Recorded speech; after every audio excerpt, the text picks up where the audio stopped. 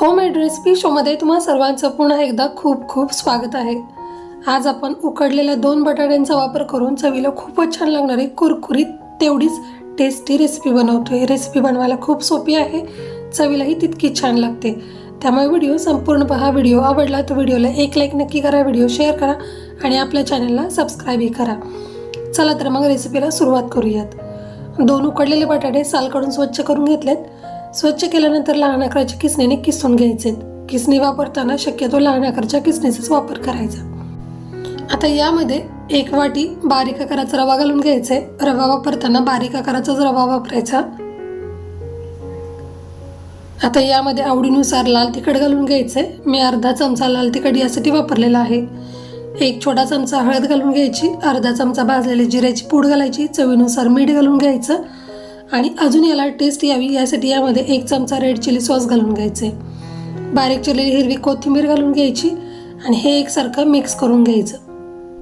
आता आपल्याला हे एकसारखं मिक्स करत असताना यामध्ये पाणी वगैरे काही न घालता असाच बटाट्याचा जो ओलसरपणा आहे त्यामध्ये हा रवा मळून घ्यायचा आहे। सुरुवातीला आपल्याला अगदी दाबून दाबून याचा घट्टसर गोळा मळून घ्यायचा आहे।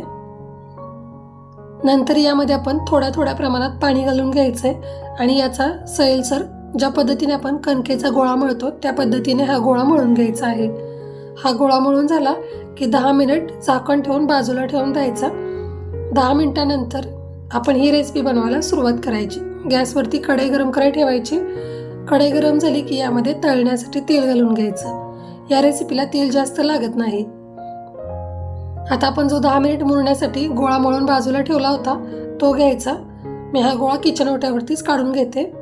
एकसारखा आता आपल्याला याचे गोळे तयार करून घ्यायचे। यासाठी सुरी घेतले आणि सुरीने याचे 4 भाग करून घ्यायचे। यातील 3 भाग आहेत ते बाजूला ठेवून देऊयात। 1 भाग घेतलेला आहे।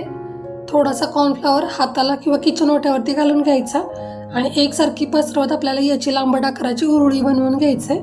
अशा पद्धतीने तुम्हाला याचा जो आकार द्यायला जमेल आवडेल तो तुम्ही आकार देऊन घ्या। मी अशा पद्धतीने लांबट आकार दिलेला आहे। आता सुरीने आपण याचे कट मारून घ्यायचे। अशा पद्धतीने तुम्हाला याला जो आकार द्यायला सोपा वाटेल ना तो आकार तुम्ही देऊन घ्या। अशा पद्धतीने लांबट आकार देऊन घेतलेला आहे। अशाच पद्धतीने मी हे बनवून घेतले बघा सगळं। तुम्ही याला काय नाव द्यायला आवडेल ते नाव देऊ शकता। आता गरमागरम तेलामध्ये हे तळण्यासाठी घालून घ्यायचंय। हे तळत असताना तेल आपल्याला जास्त लागत नाहीये आणि हे अजिबात तेलकटी तयार होत नाही। कमी तेलामध्ये छान असं तळलं जातं, अजिबात एकमेकाला चिकटलंही जात नाही। एका रंगावरती एकसारखं हलवत तळून घ्यायचं। तळून झालं की बाजूला काढून घ्यायचं। हे तळत असताना गॅस आपल्याला अगदी लहानच ठेवायचा म्हणजे छान आतपर्यंत कुरकुरीत आणि पोकळ असे हे तळले जातात। सगळे तळून झालेले आहेत। आता यासाठी लागणारा एक मसाला बनवून घेऊयात। यामुळे या कुरकुरींची चव आहे ती अजून छान लागेल। एका वाटीमध्ये थोडंसं लाल तिखट, काळं मीठ आणि आमचूर पावडर आहे ती घालून घ्यायची। एकसारखी मिक्स करून घ्यायची। सगळा मसाला एकसारखा मिक्स करून झाला की तळून ठेवलेले कुरकुरी आहेत त्यावरती आपण हे स्प्रेड करून घेऊयात आणि एकसारखे टॉस करून घेऊयात आणि लगेच खाण्यासाठी घ्यायचे। चहा सोबत असो किंवा दुपारच्या नाश्त्यासाठी असो किंवा प्रवासामध्ये तुम्हाला सोबत नेण्यासाठी असो खूप फायदेशीर आहेत। चवीलाही तितकेच छान लागतात। तुम्ही पाहू शकता आतून अतिशय पोकळ असे झालेत, वरून खूप कुरकुरीत झालेले आहेत।